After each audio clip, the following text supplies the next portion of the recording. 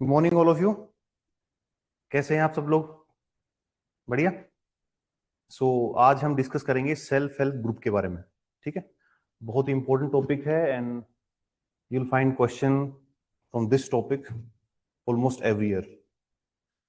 तो previous year question को आप देखेंगे तो आपको मिलेगा कि वहां तीन तरह के क्वेश्चन पूछे जा रहे हैं। First is NGO and relating to challenges measures, then CSO overall की जो सिविल सोसाइटी है उसके बारे में क्वेश्चन, तो थर्ड क्वेश्चन आपके पास जो है वो है सेल्फ हेल्प ग्रुप के बारे में।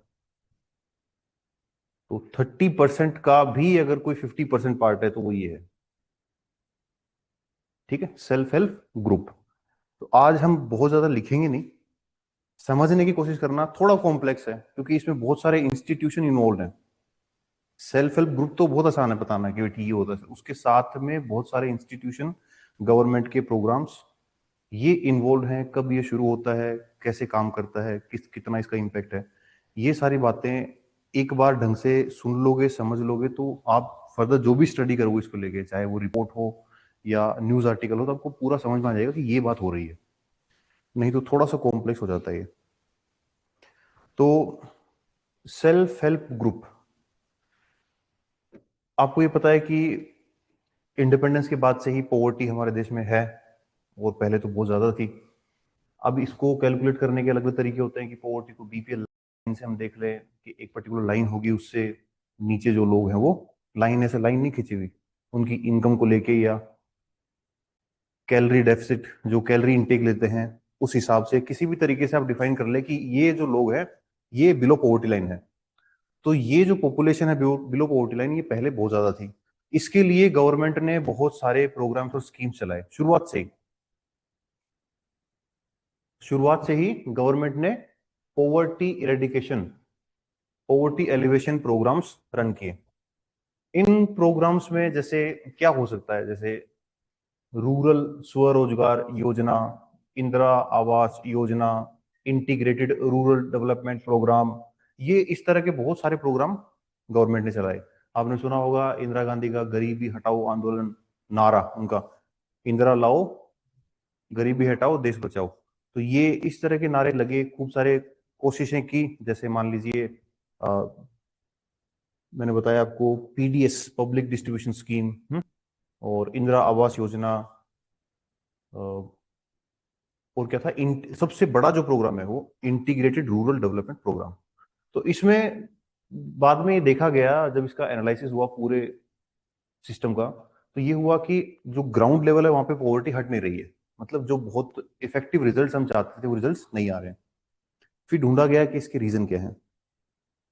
इसके रीजंस को ढूंढने के बाद ये सेल्फ हेल्प ग्रुप का कॉन्सेप्ट आता है। तो self help group is closely related to rural poverty, जो गांव में, आज हम बेसिकली बात किसकी कर रहे हैं, जो गांव में जो लोग रहते हैं, जो पुअर हैं, जो पॉवर्टी है, उसके एलिवेशन के लिए, उसको इरेडिकेट करने के लिए क्या होता है, ये सेल्फ हेल्प ग्रुप का कॉन्सेप्ट है। ठीक है, अब पुअर किसको मानोगे आप, व्हाट इज पुअर? अगर बीपीएल को मैं हटा दूं, अगर मान लो आपको किसी गांव में मैं भेज दूं, वहां पे कुछ घर हैं, तो आप किसको कंसिडर करोगे कि ये गरीब है, ये नहीं है? क्या, कैसे बेसिक नीड कैसे? वाह, इनकम छोड़ दो, इनकम हटाओ। हाँ, जैसे आप किसी गांव में जा रहे हैं और किसी घर में गए, तो आप किन बातों पे डिसाइड करेंगे कि ये तो पुअर है, मतलब गरीब घर है, इसके लिए सरकार को कुछ करना चाहिए, इस सेंस में? पक्का मकान नहीं होगा, और जिसके पास मतलब अपनी हेल्थ, वो जो भी बीमार हो सब, पैसे नहीं है इलाज कराने के। इलाज कराने के पैसे नहीं, और कपड़े नहीं, और खाना खाना नहीं, और दैट्स इट। बच्चे ऐसे ही घूम रहे हो, कहाँ घूम रहे हो? नहीं। स्कूल नहीं जाते हो, और हुनर बताओ, रोहित बताओ, दीपक, दीप कौर। आज की क्लास में जितना इन्वॉल्व होके डिस्कस करोगे, लिखने का काम थोड़ा कम ही करना, वो नोट्स में आपको मिल जाएगा। बट जितना ढंग से सुनोगे बात को, तो ये पूरा जो कॉम्प्लेक्स मैटर, इसमें बहुत सारी चीजें आएंगी। जैसे मैंने बताया कि पहले पॉवर्टी एलिवेशन प्रोग्राम लाए थे, उनका इम्पेक्ट नहीं हुआ, तो सेल्फ हेल्प ग्रुप का कॉन्सेप्ट आता है। बट हमें ये पहले जानना चाहिए कि पुअर होता क्या है, ठीक है? उसके बाद आगे की बात करेंगे। तो अगर मैं जाके कुछ क्वेश्चंस का आंसर ढूंढने की कोशिश करूं, then I will be able to decide whether this household is poor और नॉट। पहला क्वेश्चन क्या हो सकता है कि फर्स्ट, जो उसका जो देखने में घर कैसा है, मतलब वो कच्चा जो मटेरियल होता है उससे घर बना है कि नहीं बना, ठीक है? दूसरा, पानी की व्यवस्था के लिए क्या उन्हें कुएं पे लेने जाना पड़ता है? पहले गांव में होता ना, घड़ा रख के, अब तुम कहोगे राजस्थान है, ये हरियाणा में भी होता था, ठीक है? एक कुआं होता था गांव में और वहां से सब पानी लेके आते थे। यहाँ कोई नल नहीं लगे हुए कि जहां पे लगा दिया उधर ही पानी आ गया। तो मतलब पानी की व्यवस्था, ठीक है? तीसरा, उनको 2 टाइम का खाना मिलता है क्या, मतलब वो 2 मील्स लेते हैं क्या, ठीक है? फोर्थ, उनके घर में कोई ड्रग एडिक्ट या ड्रंकार्ड है क्या? आपने देखा होगा ना, गांव में एक है जो बस टुन 24 घंटे, तो वो पुअर ही हुआ। हम्म। इसके अलावा उनके घर में कोई परमानेंटली इल, सिक, ऐसा कोई पर्सन है क्या? उसके बाद में हम देखेंगे कि वहां जितने भी लोग हैं वो इलिटरेट हैं क्या, पढ़े लिखे ना हो, ठीक है? उसके बाद हम देखेंगे कि क्या whether the women of that house are compelled to go outside for defecation, मतलब उनके घर में ये वॉशरूम लेट्रिन्स ये हैं क्या नहीं है, ये देखना पड़ेगा कि भाई आपके पास मजबूरी है, पैसा नहीं, इसलिए आपको बाहर जाना पड़ता है। इसके अलावा क्या वो एससी शेड्यूल कास्ट का घर है या एसटी का घर है? हम्म? ये कुछ क्वेश्चंस हैं, अगर इनमें से 4-5 क्वेश्चंस का आंसर यस है, तो इसका मतलब वो घर पुअर है। अब उसके लिए सरकार को क्या करना चाहिए? सरकार ने ऑलरेडी बहुत सारी स्कीम चला रखी है, पॉवर्टी एलिवेशन प्रोग्राम्स हैं, बट उनका तो कोई इम्पैक्ट आ नहीं रहा। हम्म? तो इस बात को लेके ये देखा गया कि पहले हम आइडेंटिफाई करें कि एक पुअर हाउस होल्ड कौन सा है, और फिर गांव गांव जाके उन पुअर हाउस होल्ड्स के एक एक मेंबर को बताएं कि हम आपका एक ग्रुप बनाना चाहते हैं, ग्रुप बनाना चाहते हैं जिसकी वजह से आपकी जो स्थिति है, अभी जो मैंने आपको गिनवाए 10-11 आइटम्स, इनमें से आप बाहर आ सकते हैं। सस्टेनेबल लाइवलीहुड प्रोग्राम हम चला चला रहे हैं और उसमें आपको इंक्लूड करना चाहते हैं। प्रिफरेबली उसके अंदर जो हर घर की एक वुमन है उसको लिया जाएगा। सो आपने बचपन में पढ़ा होगा, self help is the best help. Divided we fall, united we rise, the sum of two is more than in its individual, मतलब दो और दो, एक और एक दो नहीं होते हैं, 11 हो जाते हैं जब साथ होते हैं तो। ये आपने सुना होगा ना, बचपन में सुना है कि ना, सुना, यूनिटी इज स्ट्रेंथ। हम्म। बस यही कॉन्सेप्ट है, self help is the best help, कि आप अपनी मदद करोगे तो ज्यादा बेटर होगा, सरकार के तरफ से स्कीम्स और इन पे डिपेंड रहोगे तो नहीं हो पाएगा। तो हमने क्या किया, हमने एक गांव के अंदर ये हाउस होल्ड्स आइडेंटिफाई कर लिए, और आइडेंटिफाई करने के बाद उनमें से एक एक वुमन को, हर घर में से एक एक वुमन को बुलाया, एक जगह इकट्ठा किया और उनसे डिस्कस किया कि हम आपके पास कोई सब्सिडी देने नहीं आए हैं, कोई प्रॉमिस करने नहीं आए हैं, गवर्नमेंट की कोई स्कीम नहीं है कि फ्रीबीज दे देंगे आपको। It is just to tell you that make a group and be together. आप साथ रहेंगी तो आपके जो जितने भी इश्यूज हैं उनका सॉल्यूशन हो सकता है। अब ये जो ग्रुप है, ये 15 to 20 वुमेन्स का, ये जो ग्रुप है ये साथ में बैठ के पहली मीटिंग करता है मान लो। तो पहली मीटिंग में आपको क्या लगता है कि वो जो 10-12 लेडीज बैठी हुई हैं, उनमें क्या कॉमनलिटीज होगी, सिमिलरिटी क्या है उनमें आपस में, क्या सिमिलरिटी होगी? फाइनेंशियल लेवल उनका सेम होगा। दूसरा हो सकता है कि उसके घर में भी कोई शराब पीता हो, इसके घर में कोई शराब पीता हो। तीसरा हो सकता है कि उसके बच्चे स्कूल ना जाते हो, इसके भी ना जाते हो। तो आप ये कह सकते हैं कि वो 10-12 जो लेडीज हैं उनकी प्रॉब्लम्स लगभग एक जैसी है। हम्म। तो अब वो लेडीज अपनी प्रॉब्लम्स को डिस्कस कर सकती हैं आपस में। कि इसका सोल्यूशन अगर आपके पास है तो बताओ ये कैसे कर सकते हैं। ये हुई बात सेल्फ हेल्प ग्रुप की पहली मीटिंग की। अब उनको बताया जाए कि आप थोड़ा थोड़ा पैसा सेव किया करो पर मंथ, और उसको एक पर्टिकुलर जगह पे रख दो, पिग्गी बैंक बना के।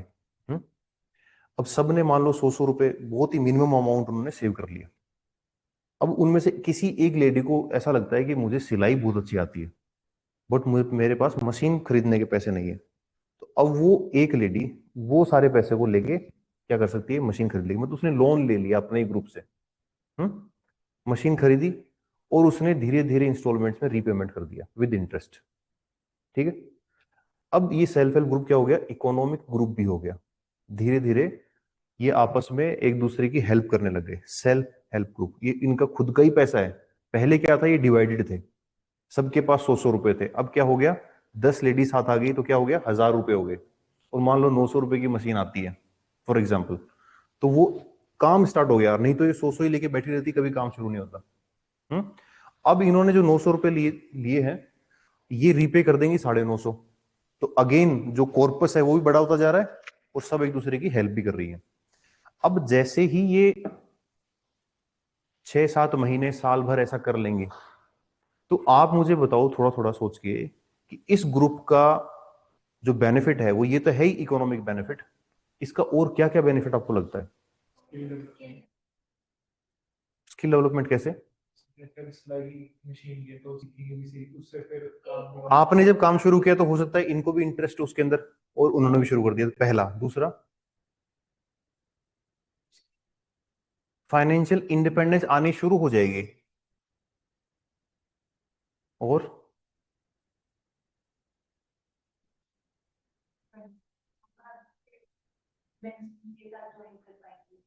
यस, वो आस पास के गांव को भी बताएंगे कि अगर ऐसा ग्रुप तुम बना लेते हो तो इस ग्रुप के ये फायदे हैं। क्योंकि हम पहले तो सालों से अकेले ही बैठे थे, अब हमने साथ में शुरू कर दिया तो इसकी ये बेनिफिट्स हैं। तो ये एक इसका कॉन्सिक्वेंस हो सकता है कि वो साथ के गांव वाले भी ऐसा कर ले। और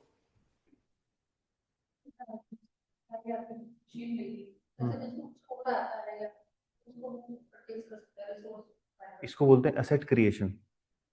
ठीक है, इससे एसेट क्रिएट हो रहा है। आपकी सिलाई की मशीन आ गई, इनका कुछ और सामान आ गया, इन्होंने कोई पापड़ बनाने की मशीन डाल दी, कुछ छोटे मोटे मैन्युफैक्चरिंग शुरू कर दिए। और वुमेन एम्पावरमेंट आ सकते हैं, जैसे जेंडर इनइक्वालिटी जो है। जेंडर इनइक्वालिटी, अब मैं यही आपको बताना चाह रहा हूँ। जो हम अभी डिस्कस कर रहे हैं यही आपके आंसर्स होंगे, और यही क्वेश्चन है। मैं दिखा दूंगा पूरे क्वेश्चन, एक भी इधर उधर नहीं है। ये जो आप सोच रहे हैं ना अभी कि ग्रुप जब बनेगा, क्योंकि आप पूरी पिक्चर को क्लियर रखो अपने दिमाग में। पहले पॉवर्टी एलिवेशन प्रोग्राम चलाए, उसमें क्या था, इंडिविजुअल अप्रोच थी, उससे कोई फर्क पड़ने वाला था नहीं। ठीक है, कि अपने स्वरोजगार योजना ला दी कि किसी को कुछ लोन चाहिए, पर क्या होता, रीपेमेंट नहीं होता। ये अगर अकेली जाके किसी बैंक से लोन लेके सिलाई की मशीन लाती तो हो सकता है रीपेमेंट नहीं होता, क्योंकि इनको डर भी रहता है। और दूसरी बात, प्रोसेस इतना लंबा है, बैंक जाना। आप अपने हिसाब से मत देखो, आप सोचो कि एक दूर दराज कोई गांव है, उसमें कोई लेडी है। हम्म हम्म किसी पे डिपेंड नहीं है वो, किसी पे डिपेंड नहीं है। इसके अलावा उनको फाइनेंशियल डिसिप्लिन भी आने लग गया अब, कि एक पर्टिकुलर टाइम पे हमको इतना डिपॉजिट करना ही है इसके अंदर, 100 रुपए महीने वाले दिन। तो क्या हुआ, फाइनेंशियल डिसिप्लिन आ गया, फाइनेंशियल इंक्लूजन शुरू हो गया, फाइनेंशियल एम्पावरमेंट शुरू हो गया। और दूसरी चीज जो मैंने और बातें तुमको बताई, कि भाई घर में एक पर्सन है जो शराब पीता है, उसके बारे में आप बैठ के डिस्कशन कर सकती हो सारी। कलेक्टिव बार्गेनिंग होती है ना किसी चीज की, वो ज्यादा बेटर होती है, कि बैठ के हम डिस्कस कर रहे हैं कि भाई ये समस्या है, इसका सोल्यूशन गांव वाले कैसे करें। डोमेस्टिक वायलेंस का इशू है, उसको रेज कर सकती है। अकेली लेडी हो सकता है ना बता पाए किसी को, बट वो सब एक साथ बैठती हैं, उनकी मीटिंग होती है कि वो महीने में 2 मीटिंग पक्की होंगी सेल्फ हेल्प ग्रुप की। तो साथ में बैठ के वो डिस्कस कर सकती है कि देखो ये समस्या है, इसका कैसे सोल्यूशन करें। और जब आप एक साथ होते हो तो गांव में इसका बहुत बड़ा मतलब होता है। होता ही नहीं होता, शहर में तो कोई चक्कर नहीं इसका, पर गांव में अगर 10 लोग एक साथ बैठे हैं तो इसका मतलब वो वेट हो गया उनकी बात का। जैसे अक्सर पंच वगैरह के सामने भी रखते हैं, ऐसे ये तो अब मैं नेक्स्ट चीज जाना चाह रहा था कि सेल्फ हेल्प ग्रुप अगर बन गया तो वो किससे बार्गेन कर सकते हैं, जो आपके एग्जीक्यूटिव हैं, पॉलिटिकल एग्जीक्यूटिव, किसमें, लोकल सेल, जो लोकल ग्राम पंचायत है, ग्राम सभा के अंदर जो मीटिंग होती है वहां ये ग्रुप्स अपनी बात को बेहतर तरीके से रख सकते हैं, they can put forward their issues. ठीक है। इसके अलावा और बहुत जरूरी बात निकल गई तुम्हारी याद में, यही तो कह रहा था टाइम पे आ जाएगा करो, और यही बेसिस है, उसके बाद कुछ नहीं है। जो हम डिस्कस कर रहे हैं ना, अगर इसको समझ लिया तो तुम किसी भी क्वेश्चन का आंसर कर दोगे, पक्की बात है, मैं दे दूंगा तुम्हें क्वेश्चन।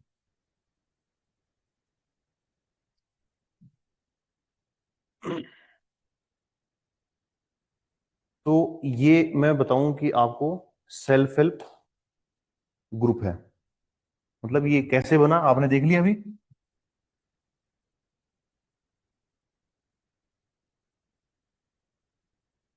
सेल्फ हेल्प ग्रुप है। अभी जब ग्रुप बनता है तो इसके फायदे हमने डिस्कस किए, और बताओ और क्या फायदा होगा।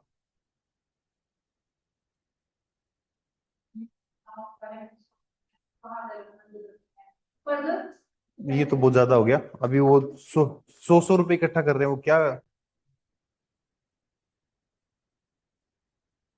उनके घरों में इतनी समस्याएं भी मैंने गिना दी आपको। अ, मैं एक बार आपको पढ़ के बता देता हूँ कि एग्जैक्टली जो हमने क्वेश्चंस डिस्कस किए हैं। देखो, the family have only one earning member, कि पूरे घर में एक ही पर्सन है जो कमाता है। दूसरा, पानी पीने के लिए उनको दूर जाना पड़ता है या घर कहीं से लेके आना पड़ता है। Women are compelled to go far in open in the absence of latrines. Old illiterate हैं, परमानेंटली इल हैं, बच्चे स्कूल नहीं जाते हैं। एक पर्सन है जो ड्रग एडिक्ट है, ड्रंकार्ड है, कच्चा मकान है, और दो टाइम के खाने से कम खाना खाता है, मतलब एक ही बार खा सकते हैं। SC STs हैं, and most importantly they borrow from money lenders. Most important क्या है, they borrow from money lender. जब भी उनको जरूरत होती है किसी बीमारी के कारण या किसी भी रीजन से, they are compelled to borrow from money lenders. और मनी लेंडर से जो पैसा उन्होंने उधार लिया, तो एग्जॉर्बिडेंट इंटरेस्ट रेट उनसे लगाया जाता है, चार्ज करके उनसे पैसा वसूला जाता है। तो ये अगर सिचुएशन है तो पूरा वो, इनमें से 4-5 क्वेश्चन का आंसर अगर सही है तो इसका मतलब वो घर क्या है, गरीब घर है। अब वो गरीब घर किस में आ गया, सेल्फ हेल्प ग्रुप में। तो इसके दो इंपॉर्टेंट बातें हैं कि पहला तो ये कि केवल वुमेन को क्यों चूज किया हमने, इसका क्या रीजन हो सकता है। और दूसरा, इस वुमेन का सेल्फ हेल्प ग्रुप में आने की वजह से क्या इसका बेनिफिट होगा। ये तो हमने डिस्कस कर लिया कि अगर ये वुमेन्स जो अलग अलग थी एक साथ आ गई हैं तो इसके बेनिफिट क्या क्या होंगे। और इस बेनिफिट के साथ ही जितने भी गवर्नमेंट के प्रोग्राम्स हैं, जो आपके पंचायती राज इंस्टीट्यूशन है, उनके साथ ये जुड़ जाते हैं। तो इसको बोलते हैं ओवरऑल कलेक्टिव बार्गेनिंग। आप डिफरेंस समझ पा रहे हैं क्या हो रहा है। अब मुझे ये बताओ कि हर घर में से एक वुमन को ही क्यों हमने सेलेक्ट किया है।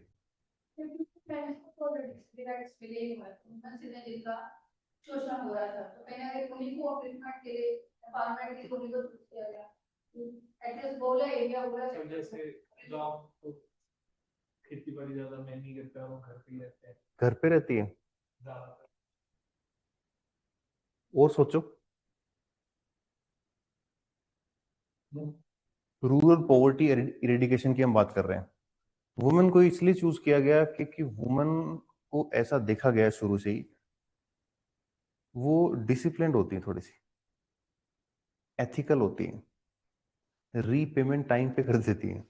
आपकी कोई फ्रेंड है लड़की, एक तो उससे पैसे लेना या उसको पैसे देना उधार पे, एक लड़के को देना, आपको डिफरेंस समझ में आ जाएगा कि सेल्फ हेल्प ग्रुप में वुमेन्स क्यों होती है।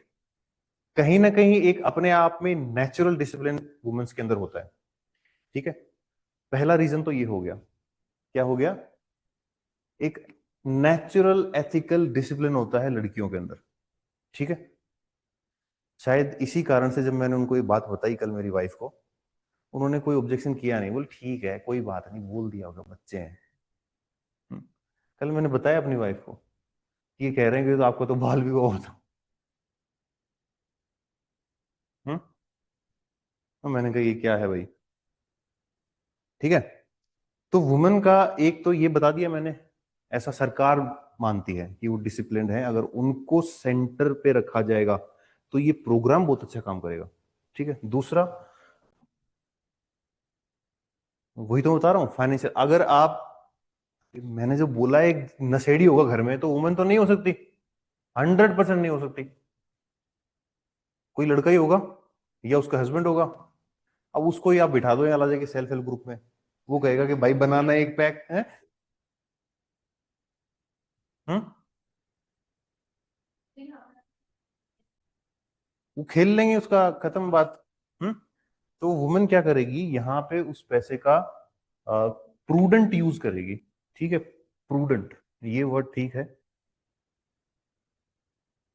Prudent use of money.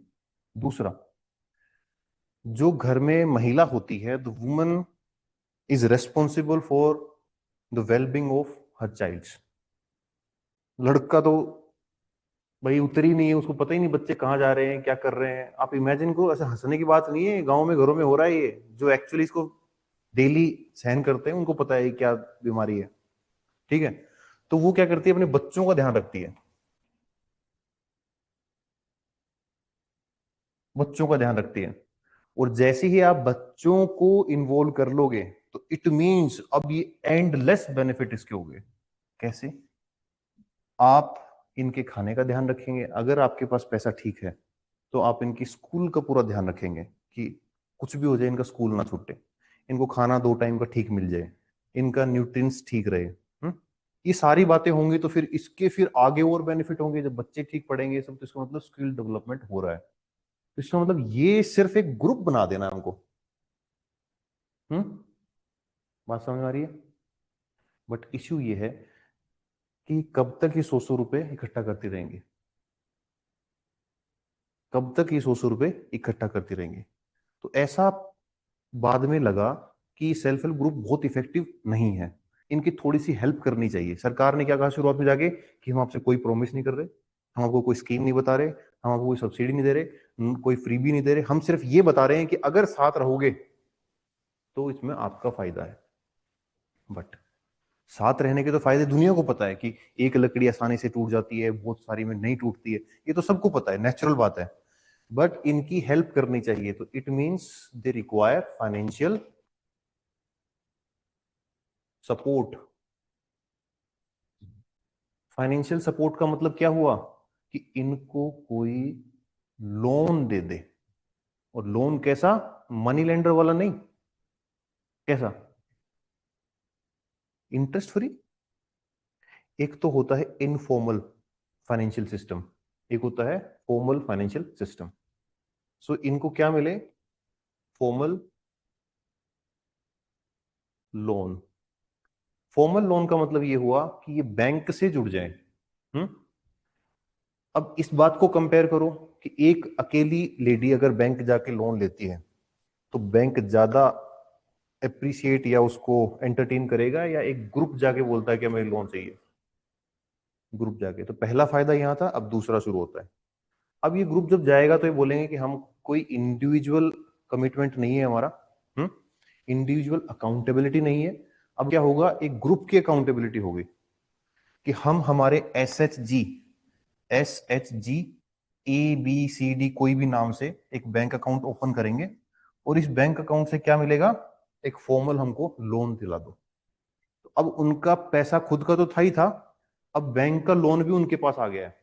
अब बैंक के लोन से वो और ज्यादा सेल्फ एम्प्लॉयमेंट के काम कर सकती हैं, और धीरे धीरे इस बैंक को वापस चुकाती रहेंगी। अब इस बैंक को क्या करना है, इस बैंक को जो इंटरेस्ट रेट है वो लो रखना है, एटलीस्ट इन एसएचजीज के लिए। ये बात भी समझ में आती है। बट यहां देखा गया कि जो बैंक्स हैं वो ज्यादा इंटरेस्टेड नहीं है इस काम में, क्योंकि उनको लगता है कि एनपीए हो जाएगा। एनपीए मतलब नॉन परफॉर्मिंग एसेट, कि पेमेंट नहीं हुआ, कि तो ऑलरेडी कैपेबल नहीं है, क्रेडिट वर्दीनेस इनकी ठीक नहीं है, ऐसा बैंक सोचता है। तो अब यहां पे कौन आ जाए, एक और प्लेयर, गवर्नमेंट, जो इन बैंक्स को कंपेल करे। मतलब ये जो बैंक हैं, इनको इस तरह की स्कीम्स लेके आए, या आरबीआई की कोई गाइडलाइंस हो कि भाई आपको इनको लोन देना ही होगा।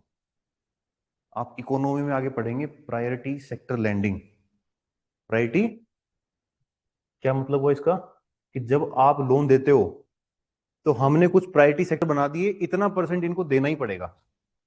तो जो आपकी एनुअल रिपोर्ट होगी उसमें आपको बताएंगे आप कि हमने अगर 100 रुपए टोटल लोन में दिए हैं तो हमने 20 रुपए वुमेन्स को, एसएचजीस को, एसटीज को, ट्राइबल्स को, इनको दिया है, और ये कंपलसरी देना ही होगा। और इससे क्या होगा? Financial inclusion. क्योंकि पहले यही तो था कि लोन जिसको, banks are not for poor, banks are for those who have money, ये बात चलती थी पहले। बट अब मोदी जी ने क्या किया? जनधन खाता खोल दिया। मतलब बैंक को खाता खोल के देना ही होगा। तो सेविंग अकाउंट खुल गया, आधार हो गया, अब ई गवर्नेंस को इसमें लगा दो, डिजिटल गवर्नेंस, सब पूरा मिलके जो प्रोग्राम बनता है, इससे क्या होता है? Financial inclusion, women empowerment. ठीक है, ये है ओवरऑल स्कीम। अब अगर आपसे कोई पूछे what is self help group, आप बता पाएंगे? हम्म बताओ क्या होता है? फाइनेंशियल के अंदर लोगों का ग्रुप होता है, लोगों का नहीं। हाँ। हम्म लेकिन वो भी बहुत उसको चाहिए होती है फाइनेंशियल हेल्प, उसको दे देते हैं बाद में, तब थोड़ा थोड़ा अमाउंट 100 करके बढ़ते रहते हैं इनिशियल। ऐसे लिखोगे? नहीं, मैं आपको बता रही हूँ नहीं नहीं, वो तो मैंने बता दिया आपको, मुझे पता है, बट आपको बहुत ही कंसाइज तरीके से 2-4 वर्ड्स में बताना है। तो आप ये सुनो, पहली बात तो ये सब प्रोग्राम इनफॉर्मल है। इस एसएचजी ने कहीं रजिस्टर नहीं करवाया अपने आप को, जैसे हम एनजीओ को रजिस्टर कराते हैं, सेक्शन 8 कंपनी, या आप बताएं ट्रस्ट, या आप सोसाइटीज, ये ऐसे कुछ रजिस्ट्रेशन नहीं हुआ इसका। ये केवल साथ बैठने लग गई है बस। ठीक है, इनकी मीटिंग्स होने लग गई और बैंक में जाके इन्होंने खाता खुलवा लिया है, क्योंकि आरबीआई ने बोल दिया था, नाबार्ड ने बोल दिया था कि आपको ये खाते खोलने हैं, तो इसका मतलब इनका बैंक अकाउंट खुल गया है। बैंक भी अपने रिस्क पे काम कर रहा है कि भाई ये पेमेंट हो जाएगा। बट जब हमने इस प्रोग्राम को देखा 1990 से लेकर अभी तक, तो इसका मतलब ओवरऑल ये पिक्चर निकल के आती है कि पेमेंट बहुत ठीक है इनका। एनपी हो रहे हैं, कुछ किसी कारण से हो रहे हैं, तो वो सारी चीजें। अब ये जो फॉर्मल बैंक सिस्टम है, ये भी पूरे देश में हर जगह नहीं था। तब ब्रांच की समस्या आ रही है, प्रोक्सिमिटी की दिक्कत आ रही है, तो फिर एक नया कॉन्सेप्ट आया, micro finance lenders. Micro finance lenders, MFIs, micro finance institutions. Micro finance institutions, अब ये कौन है? नाम से क्या समझ में आ रहा है? माइक्रो फाइनेंस, बहुत ही स्मॉल स्केल नहीं, स्मॉल से भी स्मॉल, माइक्रो मतलब छोटे छोटे लोन, 20,000 का लोन, 25,000 का लोन, इस तरह की कंपनीज बनना शुरू हो गई। तो ये बहुत बड़े बड़े बैंक नहीं है। आप जाके देखेंगे कोई भी नाम हो रहा है, अजय माइक्रो फाइनेंस बैंक, बंधन बैंक, जो आप सुना होगा, बंधन बैंक सुना है, ये पहले एमएफआई था। अब ये माइक्रो फाइनेंस इंस्टीट्यूशन है, ये भी आ गए फील्ड में, और ये किसको लोन दे रहे हैं? एसएचजी को। ठीक है, ये इसकी पूरी पिक्चर है। अब इसके अंदर बहुत सारे फिलर्स हैं। इस सबसे पहले इंडिया में ये काम किसने